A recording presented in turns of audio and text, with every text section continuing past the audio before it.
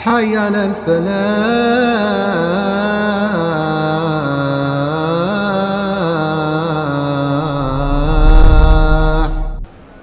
السلام عليكم ورحمة الله وبركاته.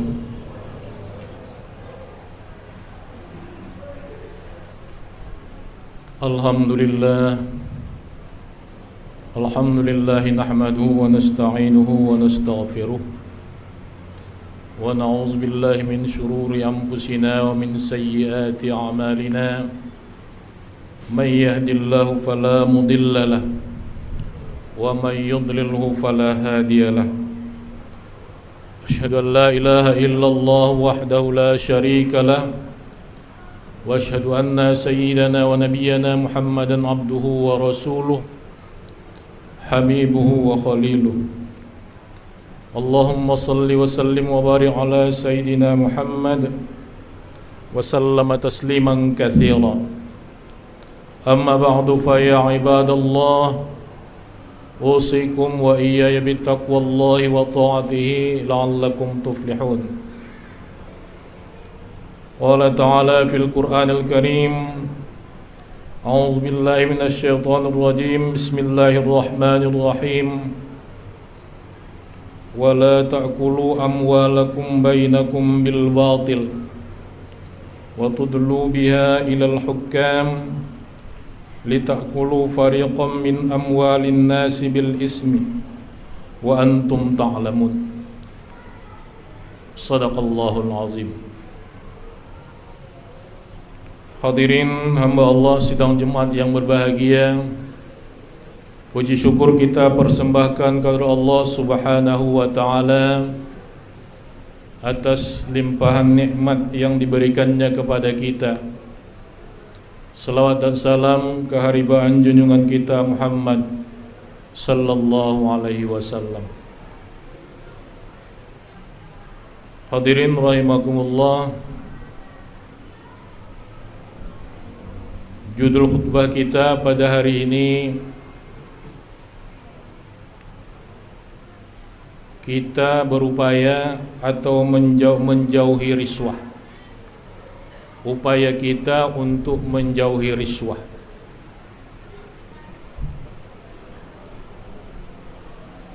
Ma'asyiral hadirin rahimakumullah, menurut Imam Al-Jurjani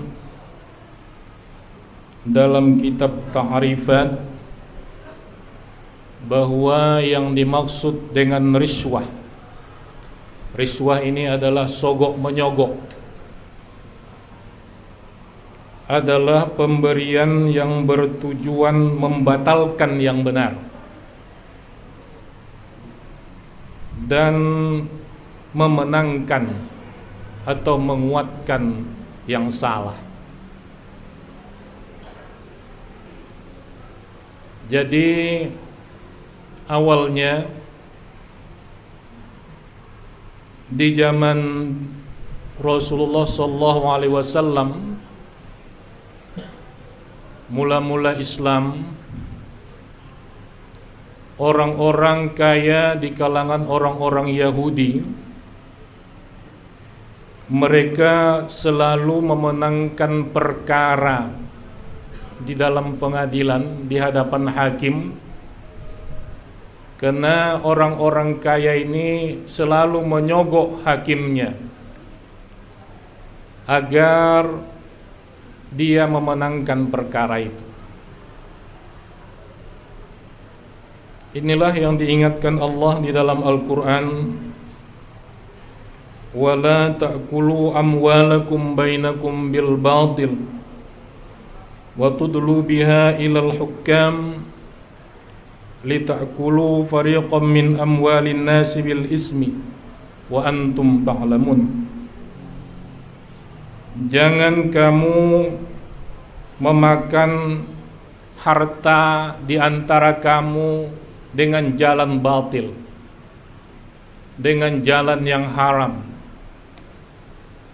Diambil harta orang lain dengan jalan yang bukan hak yang dibenarkan dalam agama, itu kategori batil, hukumnya haram. di zaman Rasul, waktu mula-mula terjadi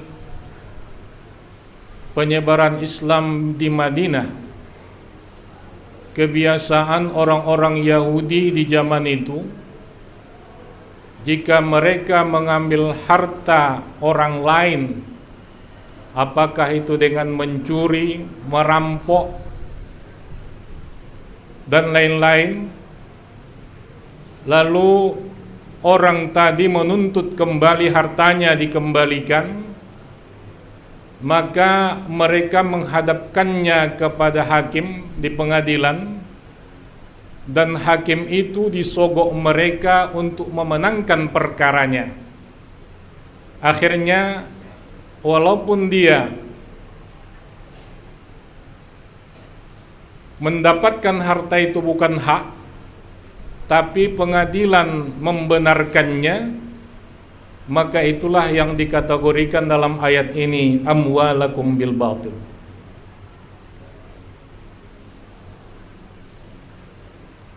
Hadirin rahimakumullah, berdasarkan ayat dan hadis menyangkut tentang sogok menyogok, maka para ulama mengambil kesimpulan bahwa tujuan dari sogok menyogok itu pertama membatalkan yang hak. Benar tapi disalahkan, benar tapi dikalahkan. Yang kedua, ihqaqul batil, merealisasikan kebatilan atau memenangkan yang batil. Yang ketiga, al-muhasabiyah bighairi haq, mencari keberpihakan kepada yang tidak dibenarkan. Maksudnya bagaimana pimpinan di kantornya misalnya agar berpihak, berbaik hati kepadanya, maka atau memberikan jabatan kepadanya, sedangkan dia tidak mampu untuk itu, maka pimpinan atasannya tadi disogoknya. Itulah yang disebut dengan al-mahsabiyah bighairi haq. Dia belum pantas untuk mendapatkan itu, tetapi karena disogoknya, maka dia mendapatkan itu, mendapatkan jabatan yang dimaksudkannya tadi. Kemudian tujuan yang keempat dari orang melakukan sogok menyogok itu adalah al-husnul alal manafi, mendapatkan sesuatu yang bukan haknya, seperti merampok, mencuri, kemudian korupsi, tapi dengan akalnya dia bisa memenangkan itu menjadi miliknya. Yang terakhir, al-hukmu lahu, hukum selalu berpihak kepadanya. Hadirin sidang Jumat yang berbahagia, padahal kesemua tujuan yang dimaksudkan tadi diingatkan Nabi sallallahu alaihi wasallam, al-arshi wal murstati finnar. Kalau yang 5 tujuan disebutkan tadi yang diharapkannya, lalu dia menyogok, maka orang yang menyogok dan orang yang menerima sogok, maka kedua-duanya masuk neraka. Hadirin rahimakumullah. Kemudian di dalam surah Al-Maidah ayat 42. Allah Subhanahu wa taala berfirman, samma'u lil kazibi akalu nalisuh, bahwa orang-orang Yahudi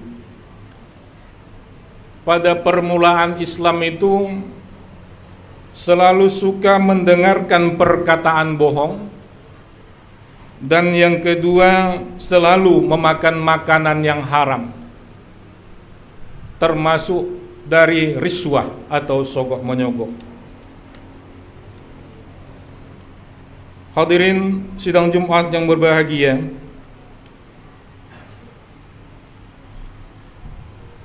dari beberapa ayat dan hadis tentang riswah ini, apa kerugiannya kalau kita melakukannya? Yang pertama, merusak hati. Al-qalb. Nabi mengatakan, inna fil jasadi mudghatun idza salahat salahatil jasadu kullu wa idza fasadatil jasadu kullu. Sesungguhnya di dalam diri manusia itu ada sekumpal darah. Apabila darah itu baik, maka baiklah manusianya. Apabila darah itu jelek, maka jeleklah manusianya. Ala wahiyal qalbi. Ketahuilah bahwa itu adalah hati. Maka salah satu kata Nabi yang dapat merusak hati adalah perbuatan menyogok atau yang menerima sogokan. Yang kedua, orang yang melakukan, yang terlibat di dalam riswah atau sogok menyogok ini, doanya tidak akan dikabulkan selamanya. Bagaimanapun dia berdoa kepada Allah Subhanahu wa taala, karena dia pernah memakan makanan yang haram, termasuk hasil dari riswah, sogok menyogok, maka sampai hayatnya, kalau dia tidak bertaubat kepada Allah dan tidak minta maaf atau mengganti kepada orang yang melakukan perbuatan riswah itu tadi, maka doanya tidak akan diterima.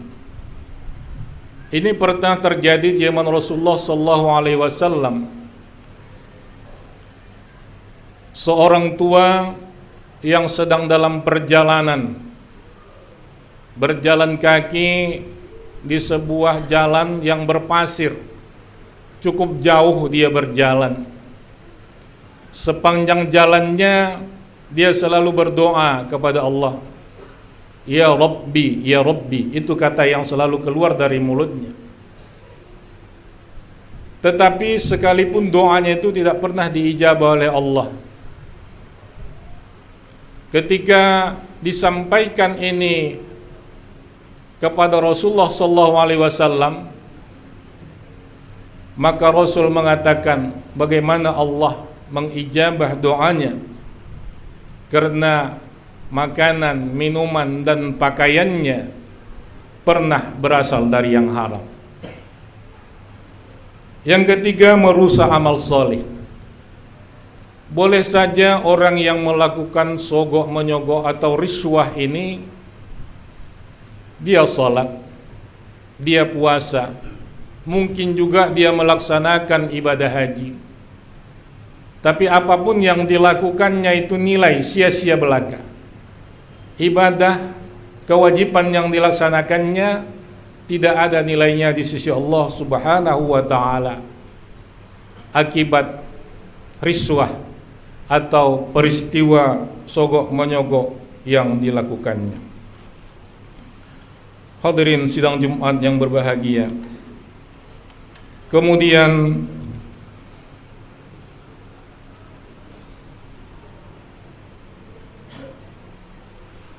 Islam membenarkan pemberian yang tidak sifatnya sogok menyogok. paling tidak ada 3 pemberian harta kepada orang lain yang dianjurkan di dalam agama. Pertama, hadiah. Hadiah dalam bahasa agama tujuannya adalah sabilul ikram, untuk memuliakan orang yang diberi hadiah. Seseorang yang menang pembaca Quran misalnya, MTQ tingkat nasional misalnya dia menang, maka dia diberikan hadiah sebagai motivasi kepada yang lain supaya yang lain juga melakukan perbuatan yang sama. Maka pemberian itu dibenarkan di dalam agama. Yang kedua, hibah. Hibah adalah pemberian seseorang kepada orang lain dengan tanpa mengharapkan balasan apapun, hanya pemberian yang biasa diberikan. Misalnya seseorang yang punya anak angkat. Di dalam waris Islam, anak angkat tidak dapat warisan, tetapi dia mengambil jalan lain sewaktu dia hidup, maka sebagian hartanya dihibahkannya kepada anak angkatnya tadi, maka itu dibolehkan di dalam agama. Kemudian yang ketiga, pemberian yang dibenarkan dan diridhai Allah adalah sedekah. Sedekah dilakukan untuk mengharap ridha dan pahala dari Allah Subhanahu wa ta'ala. Hadirin sidang Jumat yang berbahagia, akhirnya marilah kita bisa membedakan mana pemberian itu yang sifatnya sogok menyogok dan mana pemberian itu yang diberikan sifatnya hadiah, hibah atau sedekah. Rasulullah sallallahu alaihi wasallam bersabda, la'ana Rasulullah sallallahu alaihi wasallam ar-rashi wal murtashi. Rasulullah melaknat orang yang memberikan sogok dan yang menerima sogok. Di hadis lain Rasulullah sallallahu alaihi wasallam bersabda, kullu lahmi nabata bis-sahti fan-naru auladu. Setiap pertumbuhan, setiap daging dan darah kita yang ditumbuhkan dari hasil yang haram. Kalau kita memakan sesuatu yang halal tapi uangnya berasal dari yang haram, maka hukumnya haram. Oleh sebab itu, maka dia selalu menggunakan itu, maka badannya, dagingnya, ototnya, darahnya sebahagian berasal dari yang haram. Maka Nabi mengatakan pannaru aulabih, maka neraka itu yang paling pantas bagi dirinya. Oleh sebab itu, hadirin sidang Jumat yang berbahagia, mari kita sadari bersama bahwa begitu bahayanya, begitu akibatnya, begitu pandangan Islam terhadap sogok dan yang menerima sogok. Oleh sebab itu, kita berusaha termasuk keluarga kita menghindari ini semua. Mungkin saja dia lepas di dunia, tetapi pasti dia tidak lepas dari hukuman Allah di akhirat kelak nanti. Barakallahu li wa lakum bil Qur'anil azim wa nafa'ani wa iyyakum bima fihi minal ayati wa zikril hakim wa taqabbala minni wa minkum tilawatahu innahu al-ghafurur rahim. Aqulu qawli hadza wa astaghfirullah li wa lakum wa lisairil muslimina wal muslimat wal mu'minina wal mu'minat fastaghfiruh fa ya fawzal mustaghfirin wa ya najatat taibin.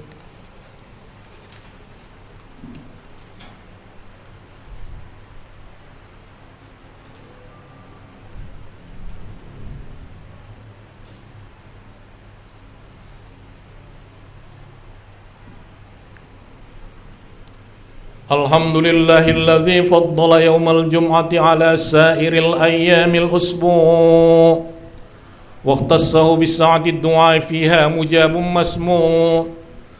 أشهد أن لا إله إلا الله وحده لا شريك له، وأشهد أن سيدنا ونبينا محمدا عبده ورسوله حبيبه وخليله. اللهم صل وسلم وبارك على سيدنا محمد وسلم تسليما كثيرا.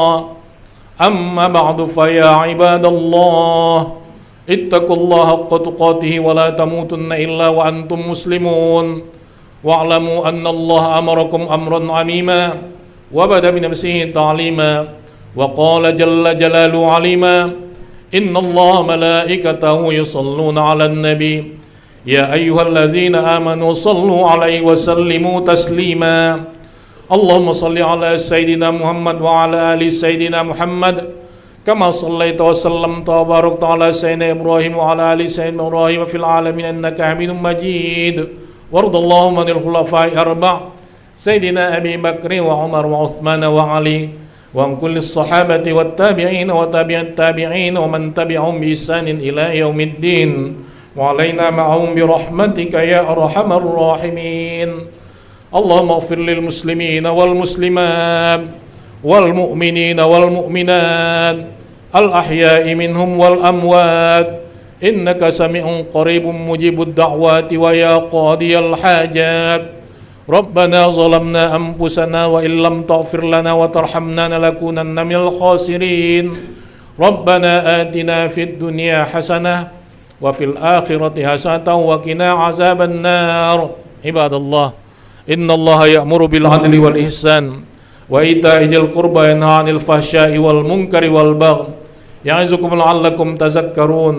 واذكروا الله العظيم يذكركم وادعوه يستجب لكم ولذكر الله أكبر.